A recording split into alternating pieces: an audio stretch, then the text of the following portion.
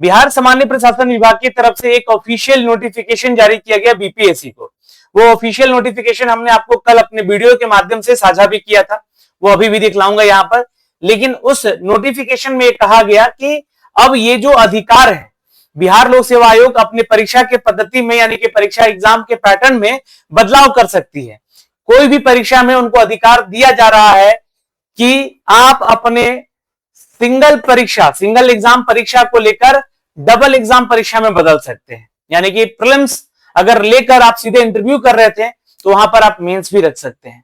वैसे तो बिहार की बहुत सारी ऐसी परीक्षाएं हैं जहां पर कि अभी भी 2 फेज में परीक्षाएं हो रही हैं। जैसे कि पीसीएस एग्जाम बिहार का बीपीएससी की ही लेती है, तो पहले प्रीलिम्स होता है, फिर मेंस होता है जो कि सब्जेक्टिव होता है, और उसके बाद इंटरव्यू, यानी कि 3 फेज है यहाँ पर। बिहार की और भी परीक्षाएं हैं जो कि बीपीएससी के माध्यम से हो रही है। तो ये एक अधिकार दिया गया है बीपीएससी को कि अब आप इसमें स्क्रीनिंग टेस्ट यानी कि ऑब्जेक्टिव टेस्ट के अलावा आप एक अलग से मेंस का भी एग्जाम यानी कि दूसरा चरण भी रख सकते हैं। वो दूसरा चरण डिसाइड भी बीपीएससी करेगा कि वो ऑब्जेक्टिव होगा या सब्जेक्टिव होगा। और तीसरी चीज कि यहाँ पर तीसरा जो फेज बहुत सारी परीक्षाओं में है, बीपीएससी की ही परीक्षा में जहां पर इंटरव्यू का फेज होता है, तो वो भी परीक्षा आपको देना ही पड़ेगा। ठीक, तो कौन कौन से परीक्षा है सर जो कि 2 चरणों में होने की संभावना है? और सबसे बड़ा सवाल कि क्या ये सभी परीक्षा बीपीएससी टीआरई 4 एईडीओ या स्पेशल टीचर आने वाली जो भी वैकेंसीज होंगी उनमें भी क्या 2 फेज में होंगी परीक्षाएं?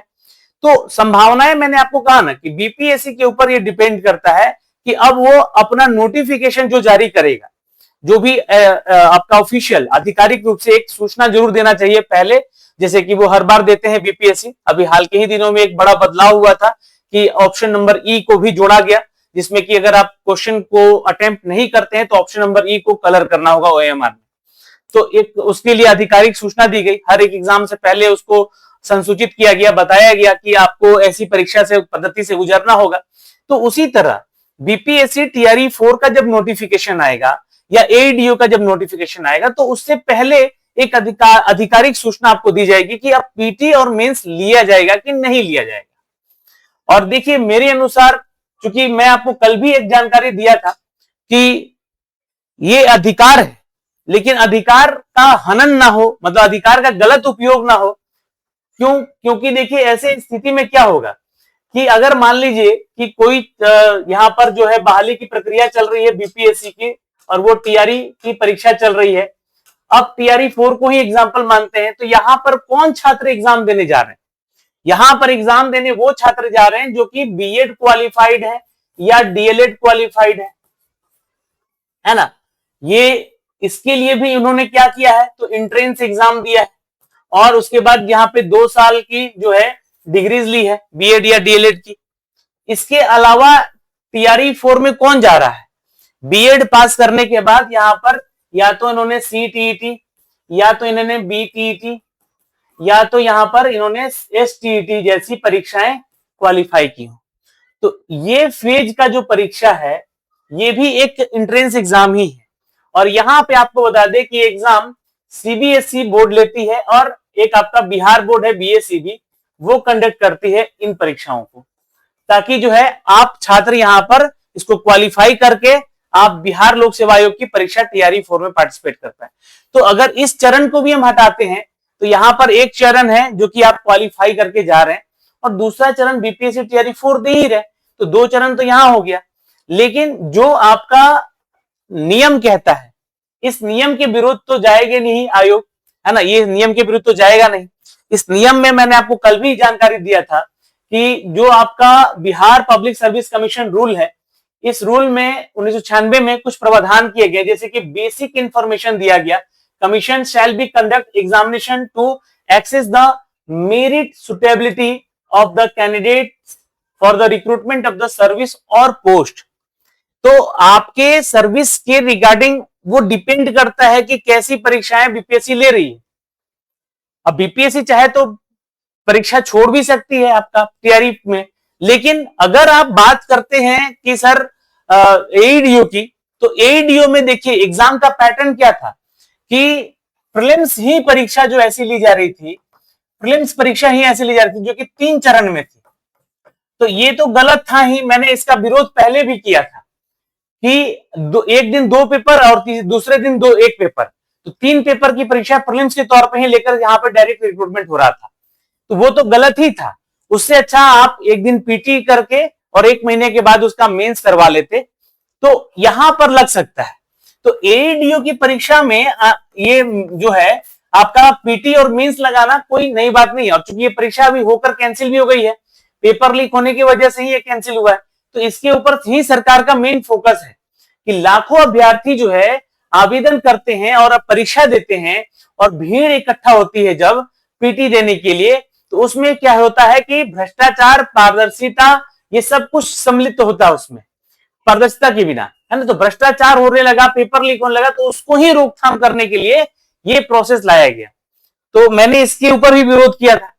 मैंने कहा था कि आप भले ही 10 फेज रख लीजिए, इसमें कमाई किसकी बढ़ रही है? जो पेपर लीक कर रहा है, वो एक प्रीलिम्स में पेपर लीक कर रहा है, तो क्या मेंस में नहीं कर सकता है?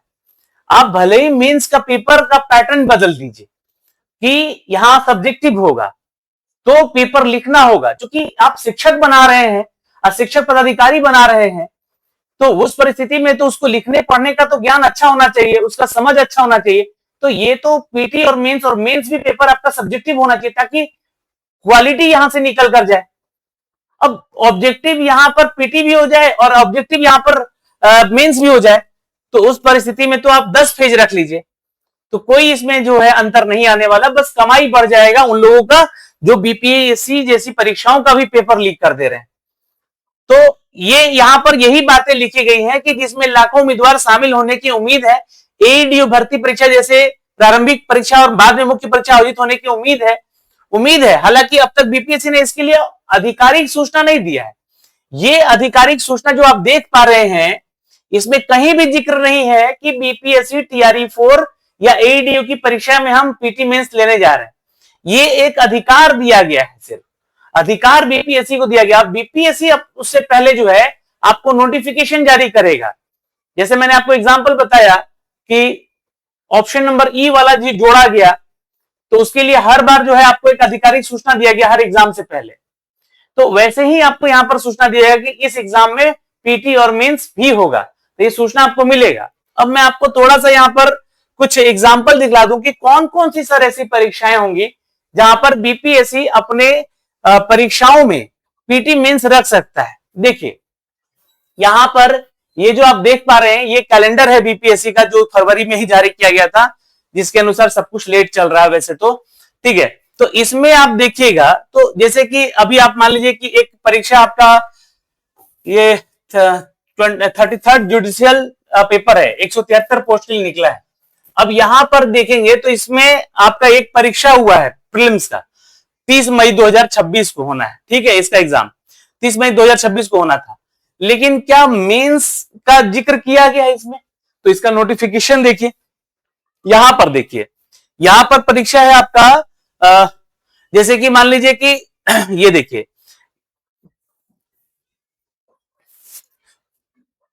यहां पर देखिएगा, ये परीक्षा है आपका असिस्टेंट प्रोफेसर का, एक 1700 वैकेंसी निकाली गई है, इंटरव्यू है सीधे।